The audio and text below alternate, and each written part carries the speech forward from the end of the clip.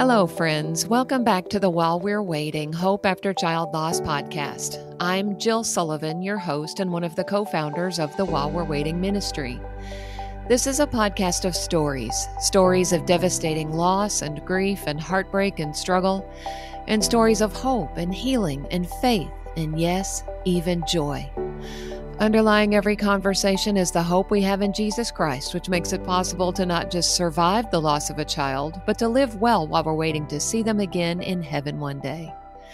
You can learn more about our ministry and the free bereaved parent retreats we host by visiting our website at www.whilewe'rewaiting.org. Welcome to episode number 226. Before I introduce today's episode, I wanted to share a kind review from a listener. It says, "There are few things that give me comfort these days as I lost my son 6 months ago. This podcast is one of those few things. Thank you for all you do. Whenever I'm feeling particularly low, I listen to a brave person's story on your show, and somehow I make it through another day." I wanted to share this review for two reasons. One, as a big thank you to all the moms and dads who have been brave enough to share their stories on this podcast. And two, to encourage others to leave a rating or a review because that works some kind of magic with the algorithm and helps others find the podcast when they are searching for help. So thank you to Bob for leaving that kind review. I had the great privilege to visit with John and Lisa Cleland on the occasion of their son Zach's 29th birthday recently, and I am pleased to share our conversation with you today. In this episode, we hear about Zach and his service to our country as a proud United States Marine right up until his death under mysterious circumstances in December of 2021. Be sure to come back next week to hear the rest of his story and how the Clelands have learned to live on earth with their eyes on heaven. Hi, John and Lisa. Thank you so much for joining me on the podcast today. Hi, Jill. Thank you for having us. Hi, how are you? Thank you so much for letting us share our story today. Yeah, I have been looking forward to it. So let's get started just by giving you the opportunity to tell us a little bit about yourself, tell us where you're from, and what life is like for you there. Well, I was born and raised in Montgomery, Alabama. Went to school there. Pretty much spent my whole life there. I was originally a home builder for many, many years, about 25 years. And then I decided to go to the fire academy and become a firefighter in Montgomery. That was my lifelong dream. So I did that, became a firefighter paramedic, and did that for 13 years and retired from the fire department about 3 years ago. And now I just remodel homes. And I just like to hunt and fish and do anything outdoors. That's pretty much me. Yeah, that's great. And thank you for your service with the fire department. That's very important. Thank you. How about you, Lisa? I was born and raised in Wetumpka, Alabama, which is not far from Montgomery. And I've been a nurse for 36 years. And I work in an endoscopy unit at a local hospital. And I love to read. I love to craft. I've made some baby blankets, crochet. Now my latest hobby is making bookmarks for bereaved parents. I do tassel bookmarks. So that's been a lot of fun, and I've really enjoyed that. But I spent my whole life in the Wetumpka, Montgomery area. And I've been a nurse a long time, and I really enjoy what I do. I think it's a ministry and a calling for sure. Yes, absolutely. I was just thinking that's a wonderful area of service. We learned when our daughter was in the hospital and then when Brad was in the hospital recently with his accident, how important nurses are. Right. Mm-hmm. It truly is a ministry and a calling. It is. Yeah, well, we're here today to talk about Zach. Take a few minutes and tell us about him and help us get to know him a little bit. Well, when Lisa and I got married, we thought we'd take about a year before we started trying to have children, which we did. And then when we really started trying, we found out we were having some issues and basically went through a lot of infertility and took us more than 2 years to finally get pregnant. But when we finally did, the result was Zach, and he was our firstborn. And he was on my side of the family, he was the first grandchild ever.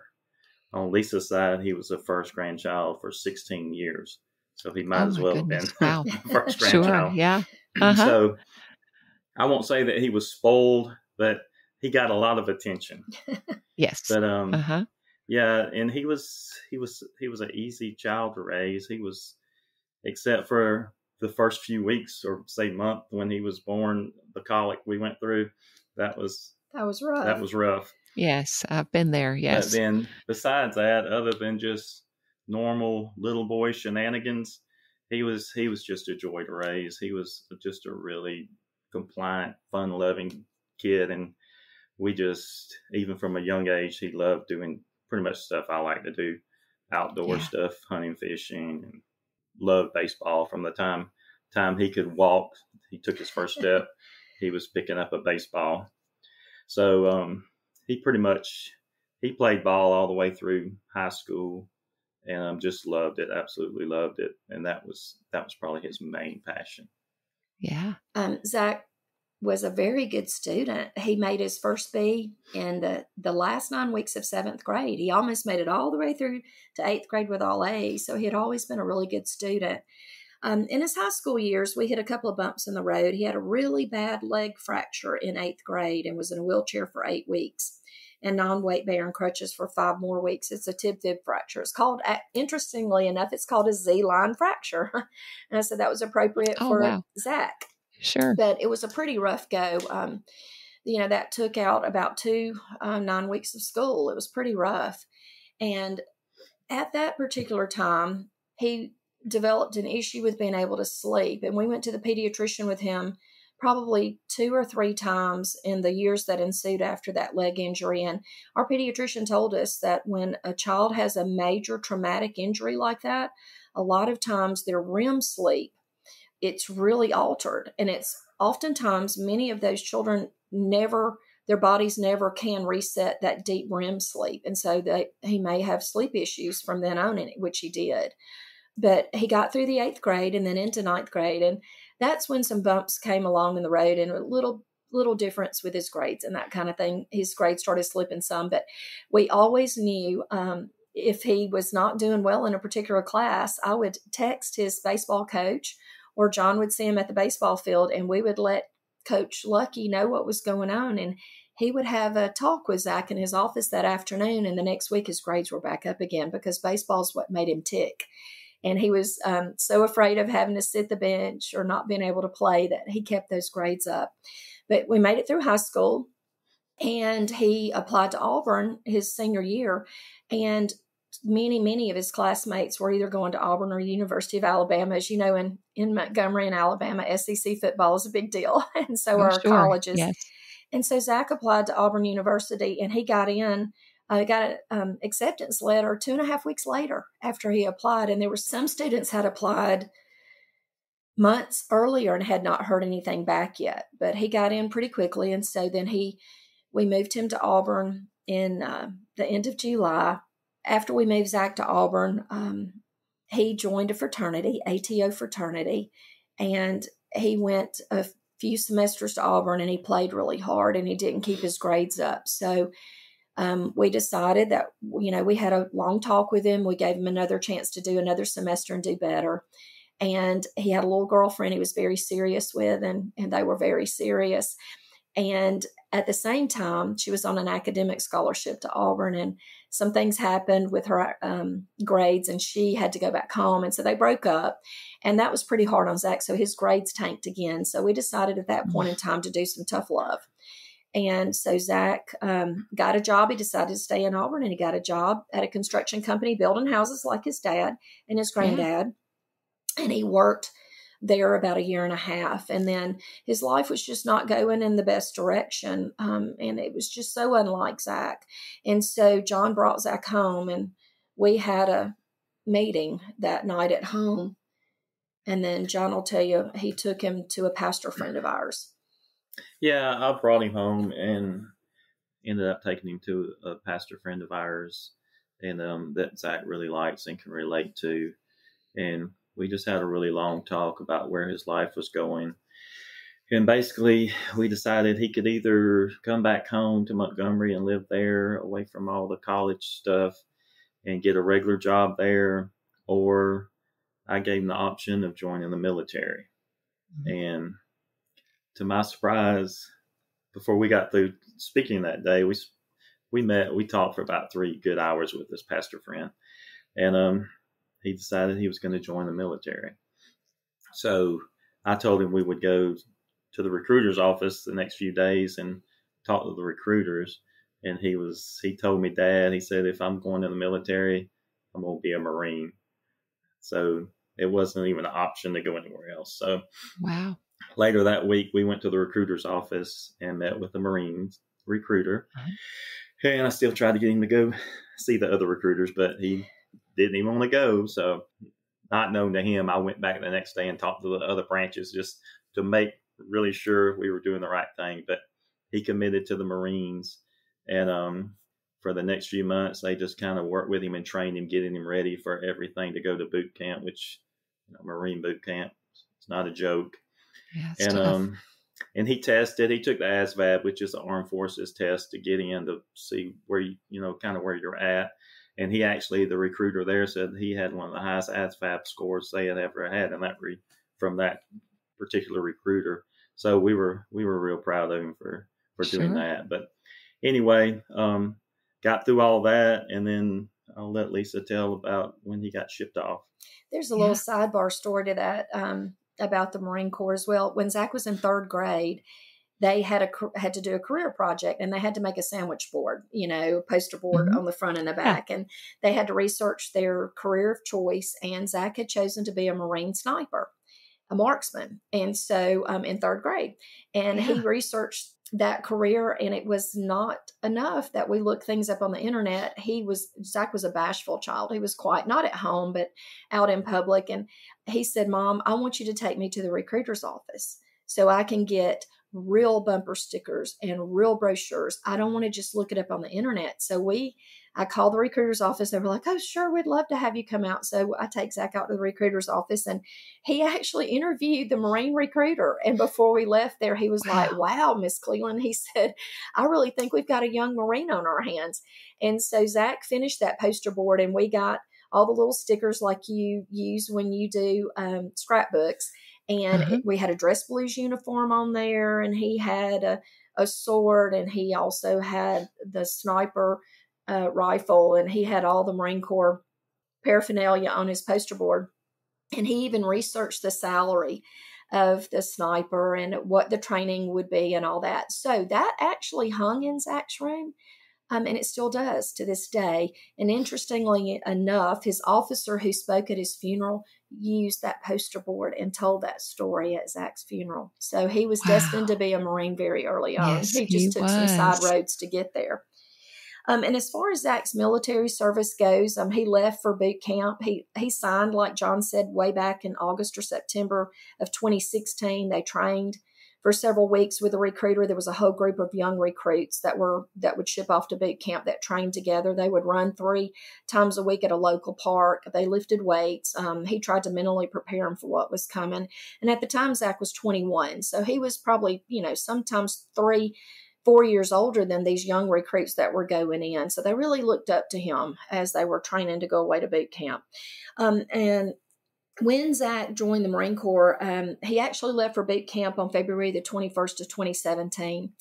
And that was 13 long weeks of boot camp at Parris Island. And like John said, anybody that knows and has ever heard of Parris Island, they know that it's very, very tough, strenuous training.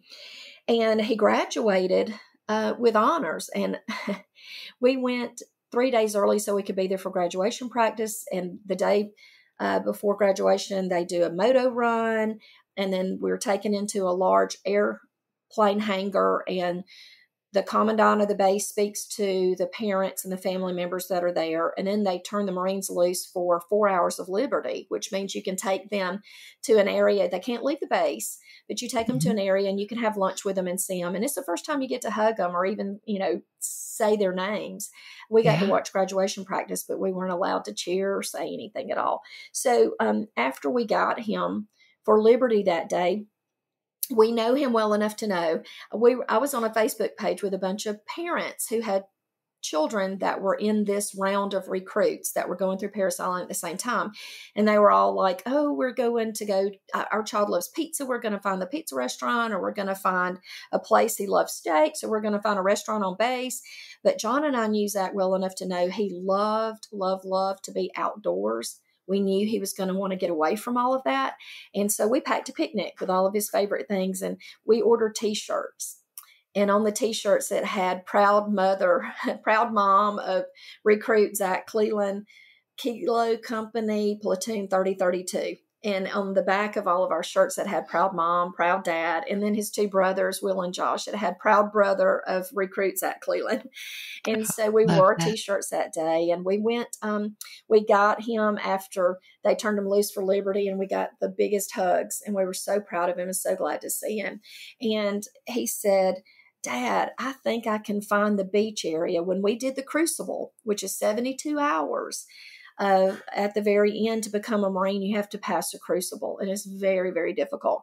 But he said, I think I can find the beach, because we went down to the beach as part of our Crucible exercises. So he actually took us straight to the beach. He had a great sense of direction like John did. And so we had taken our Auburn stadium chairs and a picnic. And so we had a wonderful picnic down there by the water. I've got some wonderful pictures of him there and our family with him there. Those are precious memories.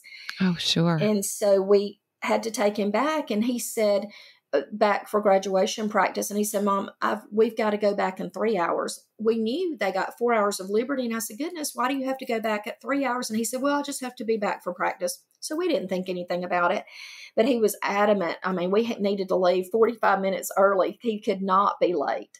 So when we got back to the area where the graduation was held, we hugged him goodbye, and we said, we'll see you in the morning at graduation. And so as we turned to leave, one of the training officers said, are you Cleland's family? And we stopped dead in our tracks, and we said, yes, sir. And he said, when you get here in the morning, just let the officers know that you're going to be sitting in the colonel's section in the morning. And he said, so you don't have to get here early or anything like that. Just let them know when you get here. And we said, sir. And he said, did your son not tell you that he's graduating tomorrow with honors in the honor guard? And we were like, no, sir.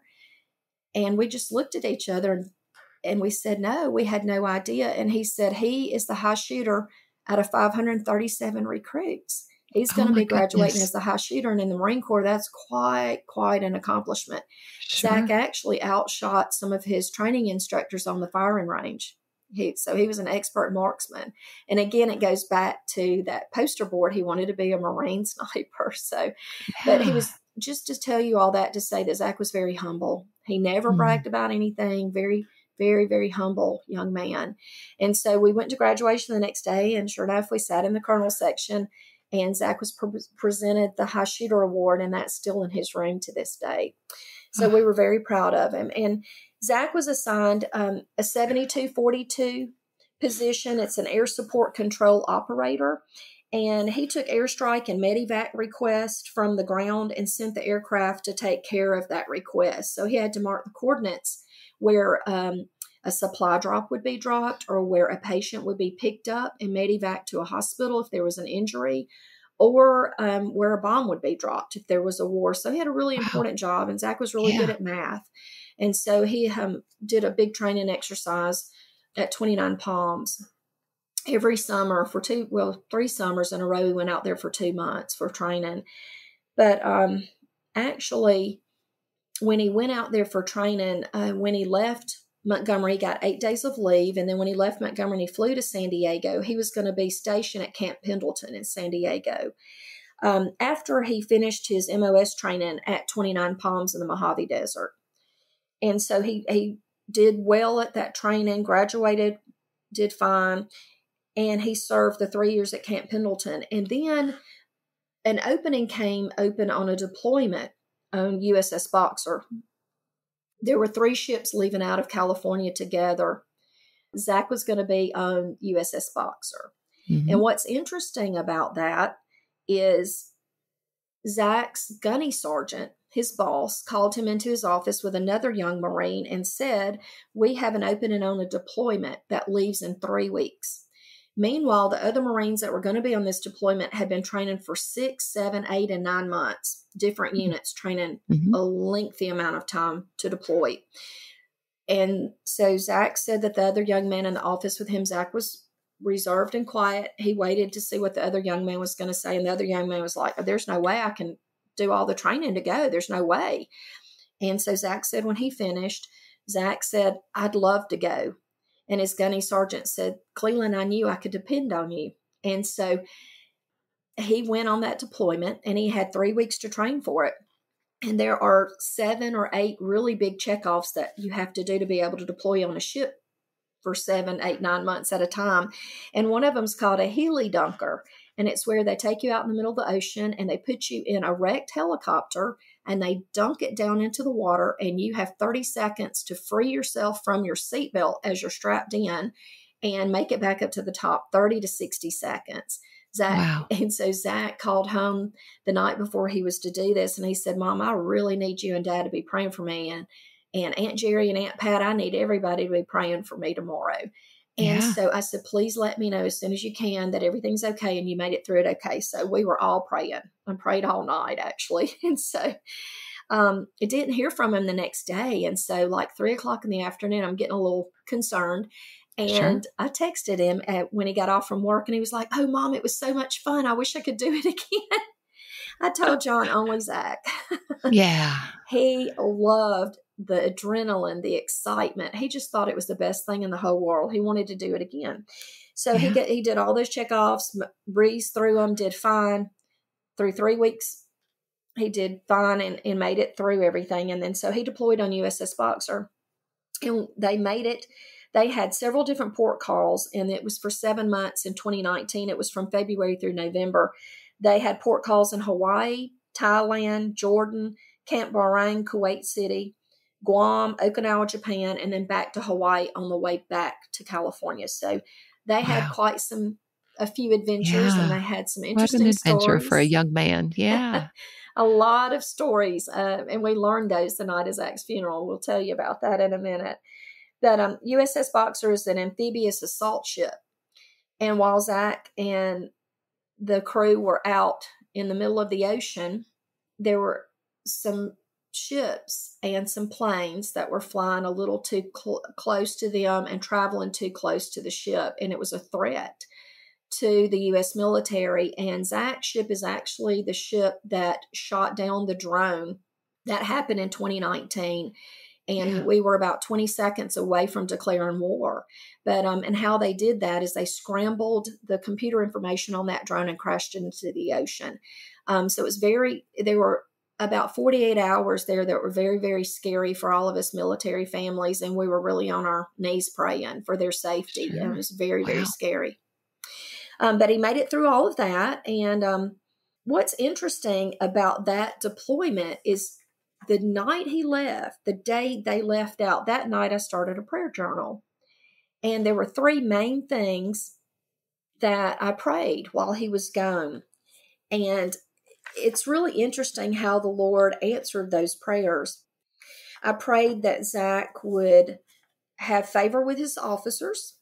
Mm-hmm.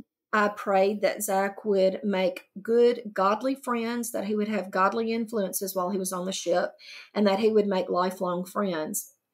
And my third prayer request was that Zach would find a way to deal with the boredom on the ship, because there's weeks, I think it was close to 2 months, they never saw dry ground and they were Wow. never off the ship. So I prayed that Zach would have an outlet for boredom, such as exercise. I had even put that in the prayer journal. So the long story short of it is that Zach had favor with his officer, Madison Diedrich.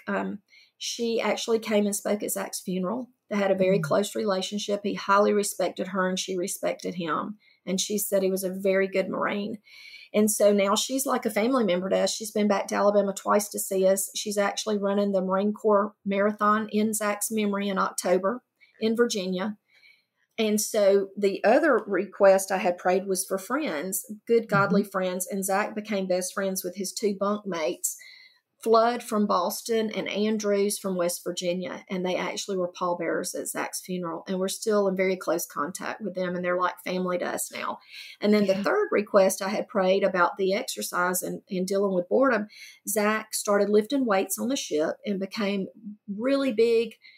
He really became big into bodybuilding and weightlifting. And he did that up until he died. So it's just interesting that those three specific things I prayed were answered.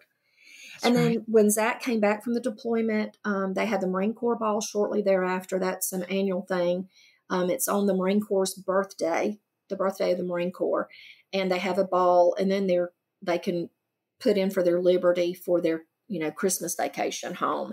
And we were so blessed Zach was able to come home for 3 weeks every year at Christmas. And then when Zach went back after the deployment, he served with a unit again at Camp Pendleton. And then there was an opening for a job at Miramar. And Zach, as we have talked about, he loved to shoot. And so it was running the firing range at Miramar. And so he applied for that job and he got it.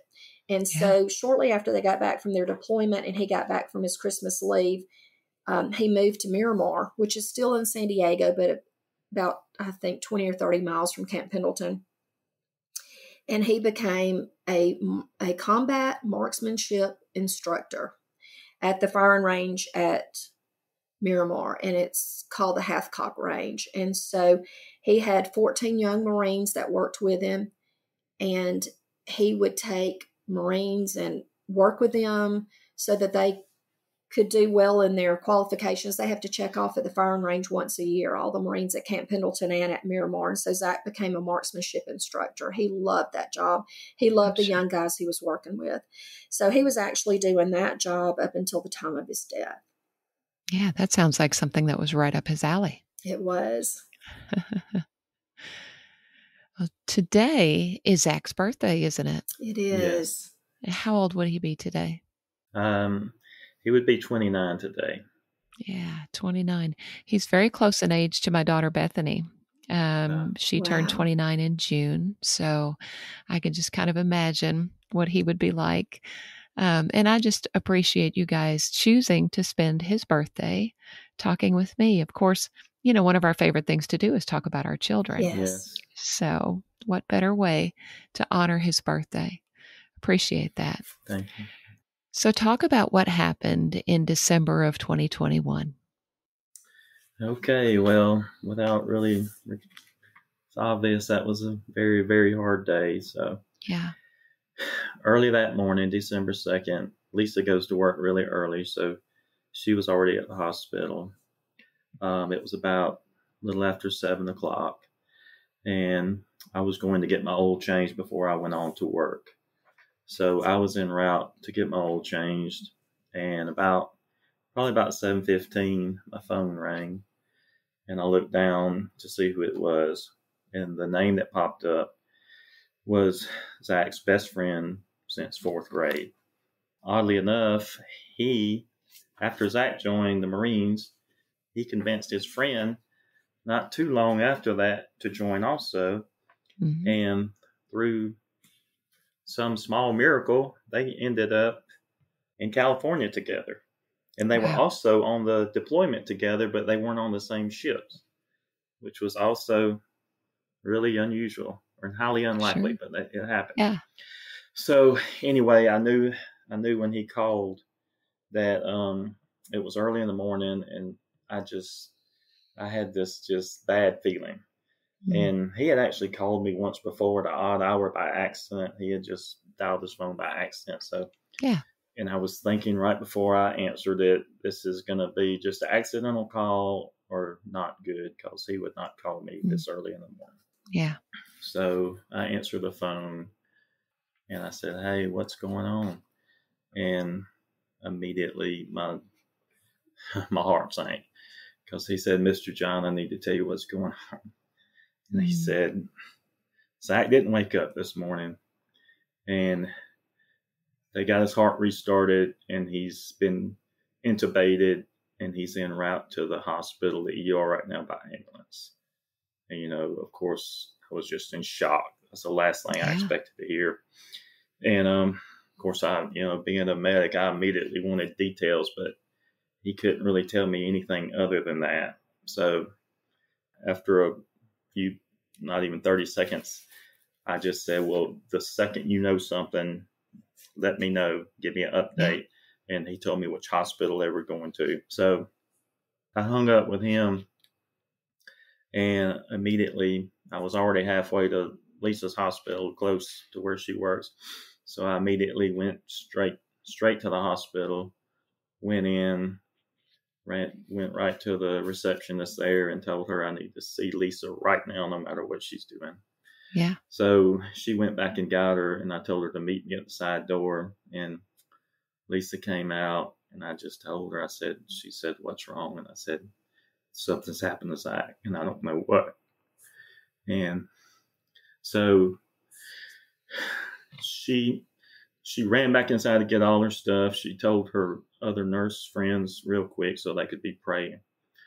And came back out, and we jumped in the truck, and we're heading home because I knew immediately we were going to have to get a flight to California as quick as we could. Sure.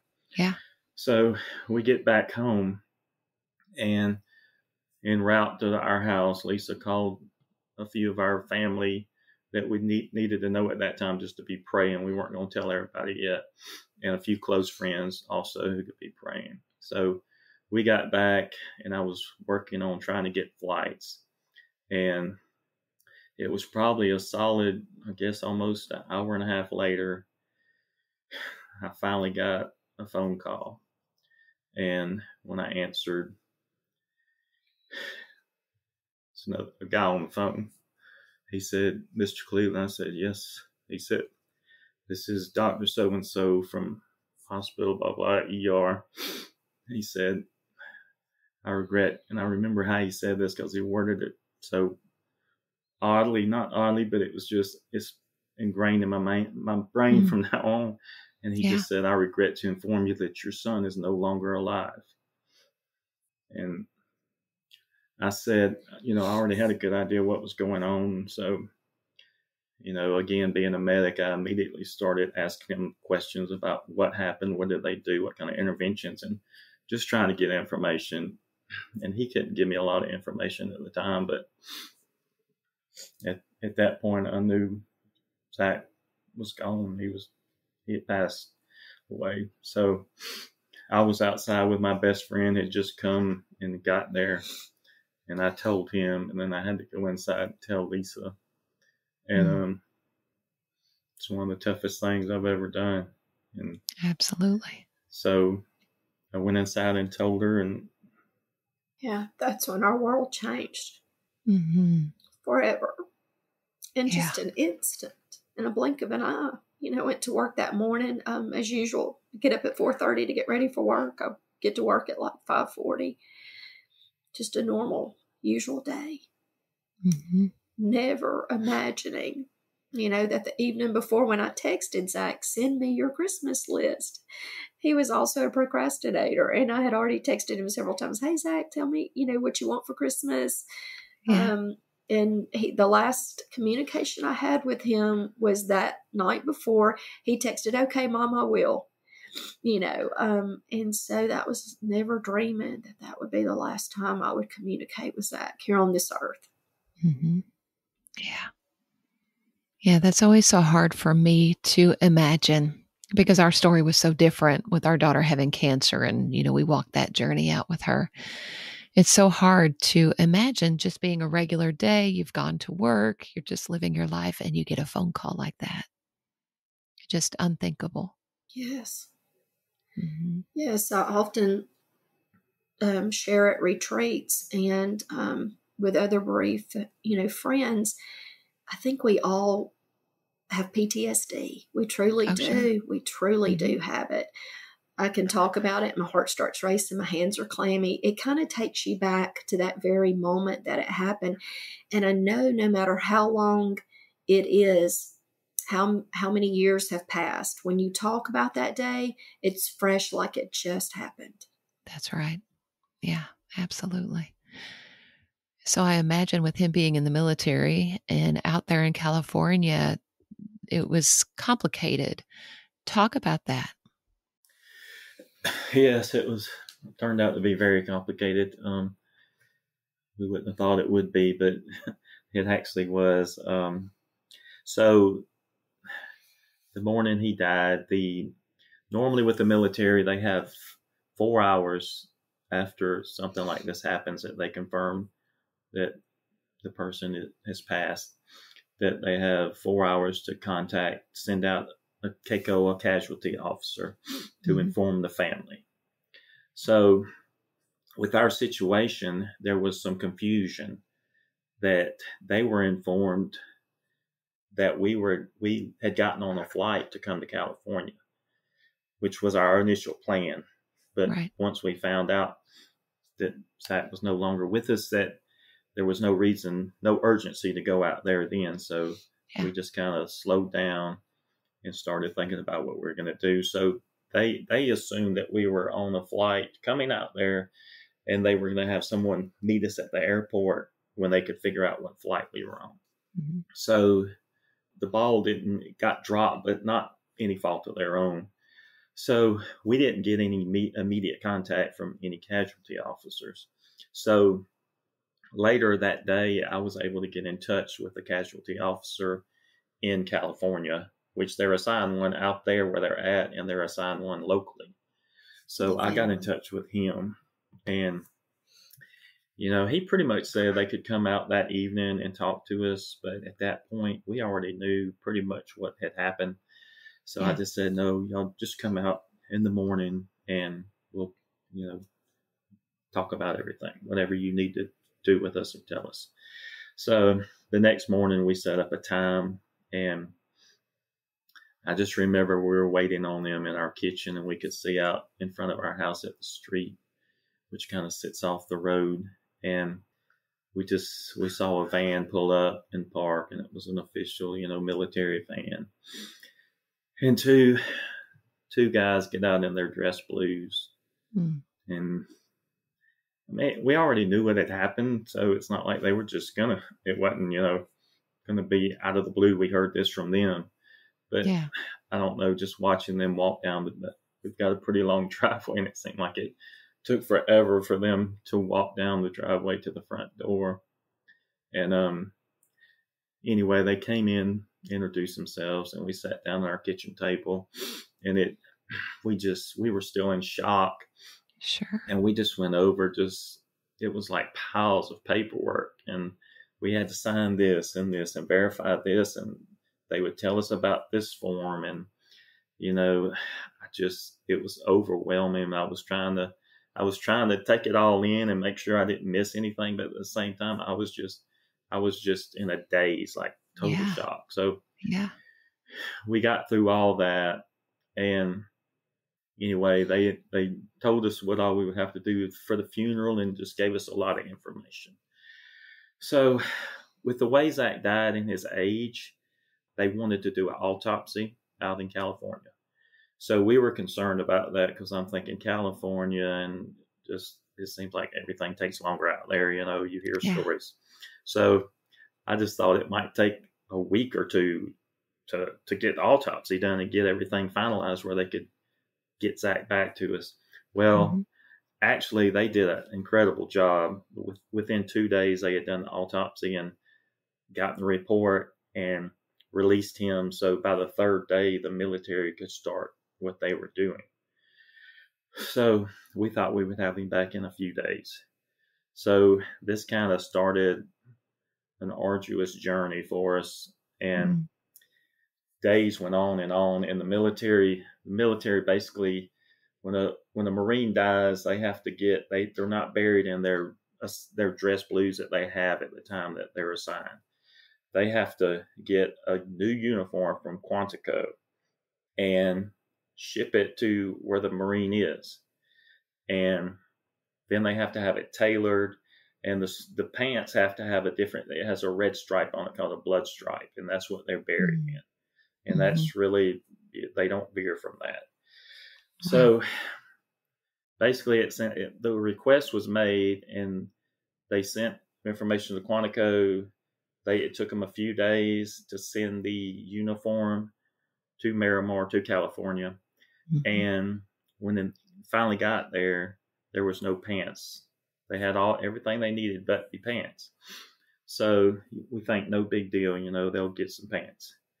So come to find out, since the pants weren't there, they have to ask again and send another request to Quantico to get the pants. Well, when that happens, the 72 hours starts over again. So 72 hours comes and goes, and they still haven't gotten the pants. So really, to make a long story short, we were about 13 days out and nothing's happened. Like, we're still just waiting. So I start to kind of, it really starts to bother me, and I'm getting really upset because Sure. it's just taking so long and for no obvious reason. So, and we're going to have to bury Zach on Christmas Eve. My worst fear was we were getting so close to Christmas. Yeah, that sure. we were going to have to bury him on Christmas Eve or Christmas Day if this continued. Yeah. So I finally talked to the CAECO officer, and pretty much he finally told me it was all over a pair of pants. And I just couldn't fathom that they couldn't just get a pair of pants locally, like on base. And so anyway, I finally had to go to some outside sources, like a resource that we had outside that was connected with the military. And when that happened, the day I contacted them, the very next day they had contacted the military. And by the end of that day, miraculously, they had found some pants on base. And the tailor who fits the pants and does everything also has 72 hours to do what they have to do once they get the pants. But again, miraculously, they were able to do that in a matter of hours. So after all this happened, within, I guess, day 15, they had everything ready to go and to get Zach headed home. So I guess it was day 17 when we finally had to go to Atlanta. It was day 15, actually. Okay, yeah. December 17th, we went to the funeral home. The other thing is, a funeral home, our local funeral home, would not allow us to come and make arrangements until they had received Zach's body. And the blessing in that it took so long to get Zach home is it gave us time to plan a funeral. Sure. I think in America, we rush grief and we rush funerals. And, in other cultures, they don't bury their deceased for 2 weeks. Sometimes, and they sit in mourning for 4 weeks. We think we have to have a funeral in 3 days, or it's too long. So the one good blessing in that, the Lord allowed us time to think about what songs we wanted to have played, who we wanted to speak, the pallbearers. It gave us time to wrap our brain around some of that stuff. And so we called the funeral home and asked, could we come and make arrangements? And again, we were shocked. They would not allow us to come. It's just their policy, but they would not allow us to come until they had Zach's body. And then when finally John called the contact we had who got us help, who has a position at the Pentagon, and he's the one that got us help. He's the one that made things happen. Once we got word from him, he called John back that next morning. Everything's taken care of, and Zach should be home on a flight tomorrow. And so we called the funeral home and told them that, that Zach was going to be en route the next day. And so they were able to allow us to come then and make arrangements. So I was so thankful we were able to do that before Zach ever came home, because I told the funeral home director, she was wonderful, a young girl named Beth, and just barely 30 years old. I told her, I said, once we see our son, we're going to be so train wrecked. I don't think we're going to be able to make the arrangements. Can we please come? So we did. We went. And then she also informed us when we got there that she had received word from the funeral home in San Diego. It was a civilian funeral home. And she had received word from them that Zach would be en route on a flight. The military told us they were going to fly him into Birmingham, which is closer to us. But they got him on the first flight they could get him on. We were just thankful. So the funeral home director told us when we got there to make arrangements, he was going to be flying into Atlanta the next evening. The flight was due to land at 8:20 p.m.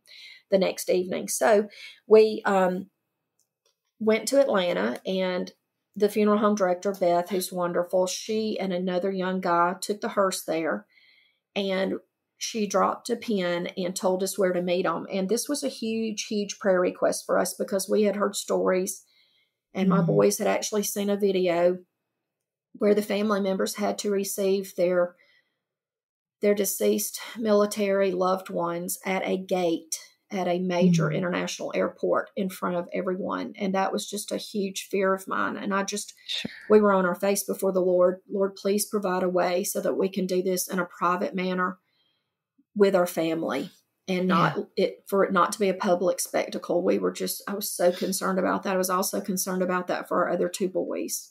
Sure. And so we prayed, and all of our family and friends and community prayed for us. And so on the way to Atlanta, again, we think we're going to the airport. Beth communicates with us. They're ahead of us with a hearse. She communicates with us and drops a pin and tells us that they have worked it out. The casualty officer that is assigned us in Montgomery and she both have worked it out where we can meet at the Southwest Cargo Terminal, which was about 10 miles from the airport. I just busted out crying. I was so, so thankful. And so there's so many, many, many God moments throughout all this journey, even as difficult as it was to get him home. It's just so we can see God's handprint on every bit of this. And we just praise God for the way he answered our prayers. And so we go to the Southwest Terminal, and the hearse is already there. And we're also told that our casualty officer has arranged a state trooper escort home from Atlanta. And that was incredibly honoring, very difficult, that journey home, but incredibly honoring for Zach to be honored in that way, that we were escorted home with a state trooper escort all the way from Atlanta to Montgomery. But we got to the Southwest Terminal, and they told us that the flight was due to land at 8:20, and it was on time, and we were early. It was like 5:30, and they told us to go to a restaurant and wait, and they would call us back when it was time. So we were there maybe 2 hours, and with our boys, Will and Josh, and we were called, and the CACO officer told John that the flight had landed and we needed to come back. And I'll be honest with you, Jill, that was probably the hardest thing we've had to do other than the day that we got word that Zach had died. That was the most difficult thing. And so we went back to the Southwest Terminal, and it's like a big loading dock and a big metal building where they store cargo and stuff. And so the manager there for Southwest over that cargo terminal was exceptional. And he came out and told us what would happen. And he told us the van would pull in the back. The van had gone across the airport. They could drive through the back way to the airport, and they would receive Zach off the plane. He would be loaded his coffin would be loaded into a Southwest cargo box for transfer. He would be loaded onto a van, and then the van would arrive at the Southwest Terminal there where we were, and they would unload him in the back, and then the Marines would take him out of that cargo box, his casket out of the cargo box, and then the Marines would have their ceremony where they saluted him and draped his casket with a flag, and then they would bring him out to us, and he would be placed on a big dolly, and the casket would, and we would be given 8 minutes with him, and that's their protocol for the Marine Corps. And so we were sitting there waiting for that to happen and literally shaking. I couldn't quit shaking. It was horrible. And they brought Zach out, and I just remember Jill going to my knees, seeing this casket for the first time. Yeah. And seeing a flag on it. And all the way to Atlanta, all I could think was we should be coming here to pick him up for his Christmas leave to bring him home for 2 weeks, 3 weeks of leave. But instead, we're coming home. We're going to Atlanta to receive him, and we're coming home with Zach in a casket, a coffin. Yeah. It seemed so wrong. It seemed unreal, unbelievable. It was one of the most difficult days of our life. And so I literally was on my knees in front of the casket and just crying out to God, God help us, because we knew he would, and he did. And our boys were there. It was just very hard for them too. They were 23 and 19. when Zach died. And so they gave us 8 minutes, and then the Marines came back out. They had their dress blues on. There were like 6 or 7 Marines, and they told us the time was up. And I said, please don't take him yet. It's just the first time we've had with him. You know, of course, he was in a casket and it was flag draped, but it was the first time we had, you know, been able to have any contact. So they gave us another minute, and then they came out and they said, it's time. And so they marched out, they got the casket, and they loaded it into the back of the hearse. And then they, you know, took us to our car. And God loved John. I don't know how he did it, but he drove us there and drove us back. He's been such a rock for our family, for me and my boys. Yeah. And so we started to leave the Southwest Terminal, and the state trooper shook John's hand and, you know, gave his sympathies and, you know, said how much he appreciated Zach's service to our country. And so he explained to John that he would get in front of the hearse. We would stay in the left-hand lane on the interstate. You know, the interstate in Atlanta has 10, 12 lanes. We would remain in the left-hand lane all the way from Atlanta all the way home to Montgomery, and that we would do between 70 and 75. And he would be in the front with his lights running, and the hearse would be behind him. And the hearse had 2 large U.S. Marine Corps magnets on the side of it. And then our car, we would be behind the hearse, and we were to keep our flashers on the whole time. And so when we get on the interstate, of course, you know, we're sobbing, crying. Yeah. And when we would go under like all the street lights along the interstate, we could see the silhouette of Zach's casket in the back of that hearse. And it was gut-wrenching. And so we followed the hearse. We get on the interstate, and we would go probably, maybe 10 miles or so.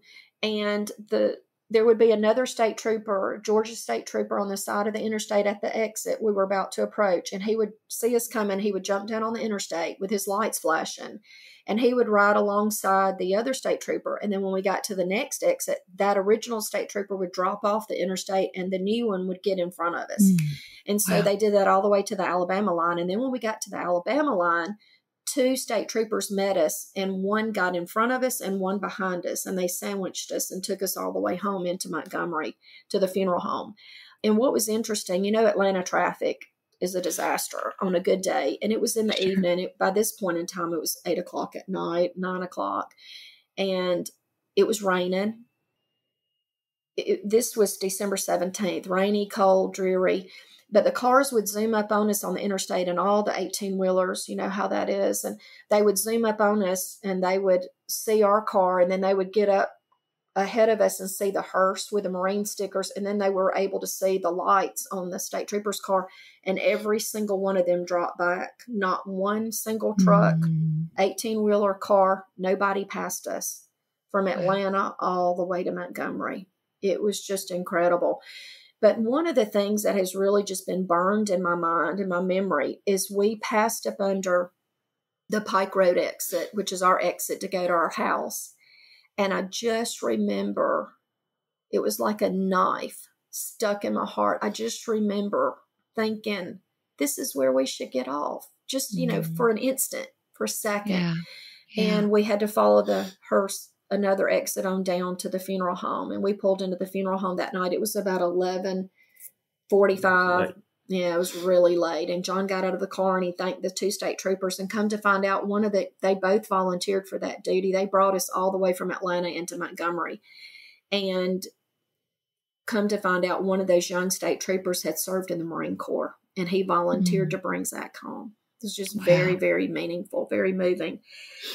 And then when we got home, John thanked them, got out of the car, thanked them, and talked to the funeral home director. And she said, what time do you want to come tomorrow? So we just set a time, like 11 in the morning, we would come to view Zach.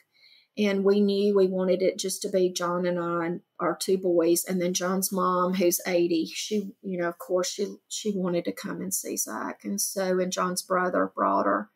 And so the next morning on December the 18th, we went to view Zach. And I'll just tell you, it was gut-wrenching. And, you know, when our young guys and young women sign up for the military, they belonged to the United States. So we were not allowed to say what we wanted Zach to be buried in or anything like that. I wanted him to be buried in his favorite Carhartts and his Auburn shirt that he loved and his boots. Yeah. And he was buried in his dress blues, which, we respected that. We know that when Zach signed on that dotted line, he belonged to the military. So we weren't allowed to make that decision.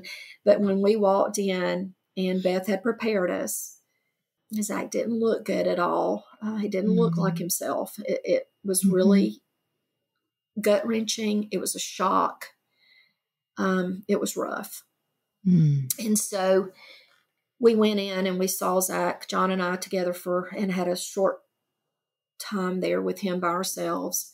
And then we brought our two boys in, Will and Josh. And it was so hard to see them just gutted, Yeah. Zach was their big brother. It was just very difficult. And then we went out and John brought his mom in. And I know that was very hard for him. Yeah.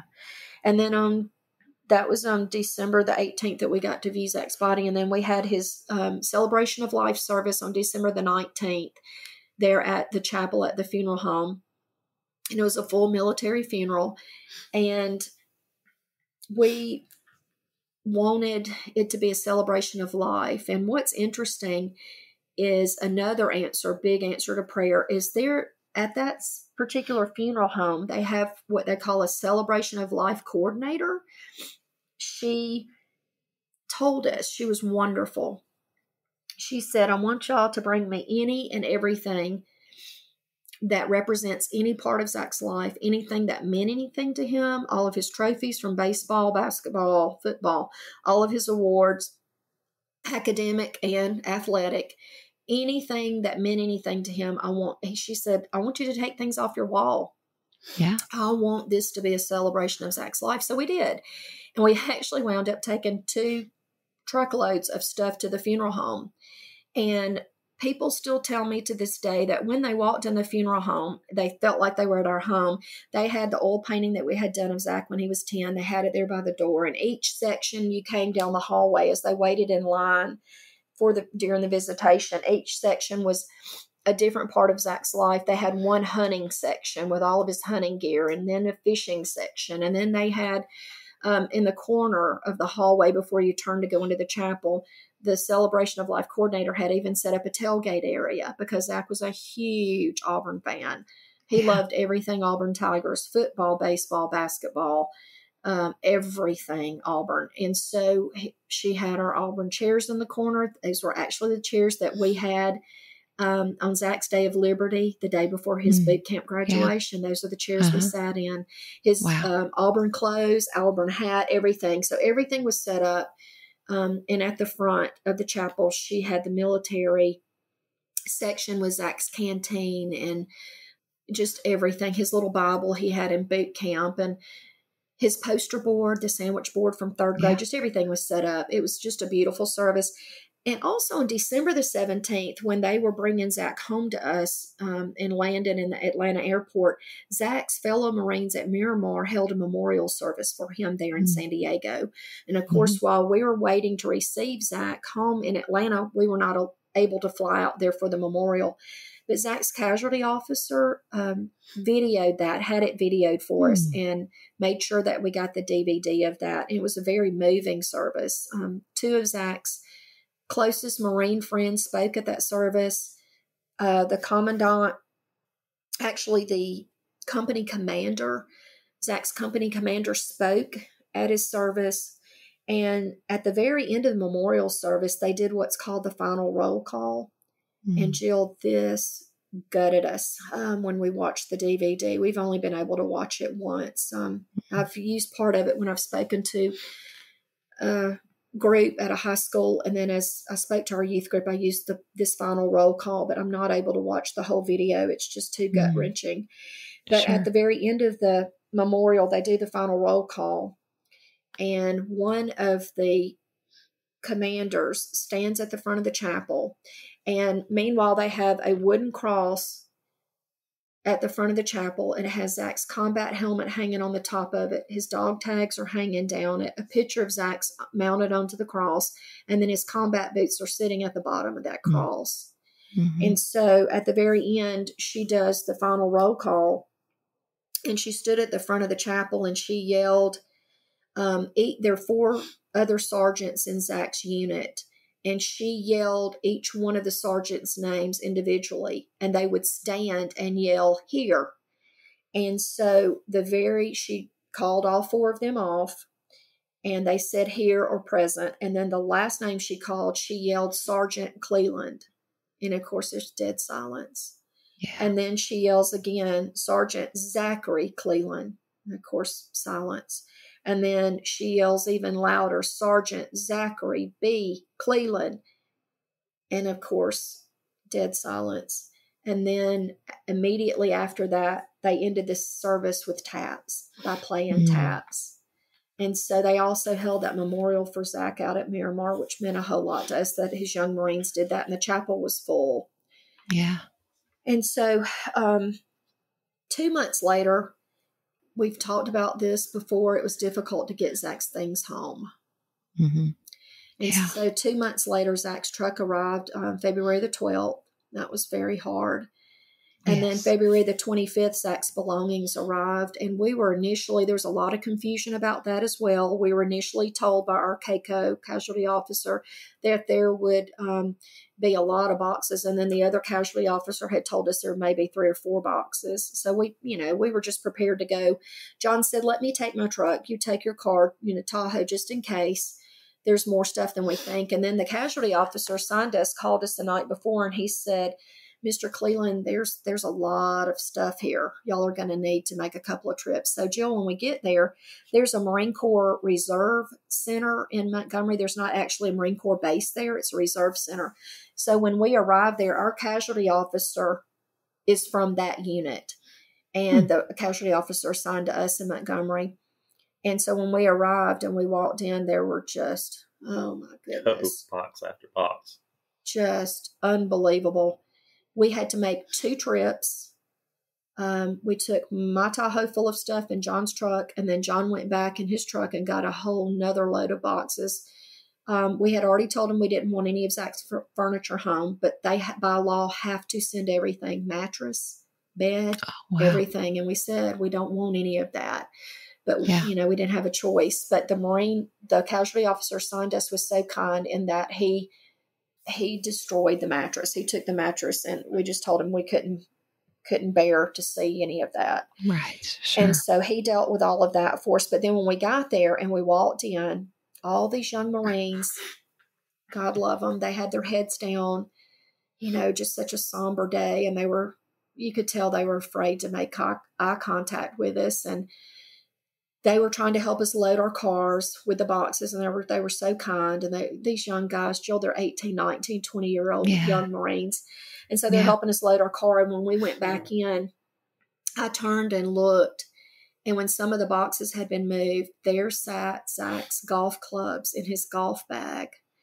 And he was a jokester. He was a prankster. He loved a good joke, and he was real funny.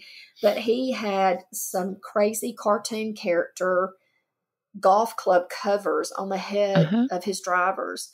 And so when I turned and I saw those golf clubs and thought about all the many times he had played golf with John and his brothers, I lost it.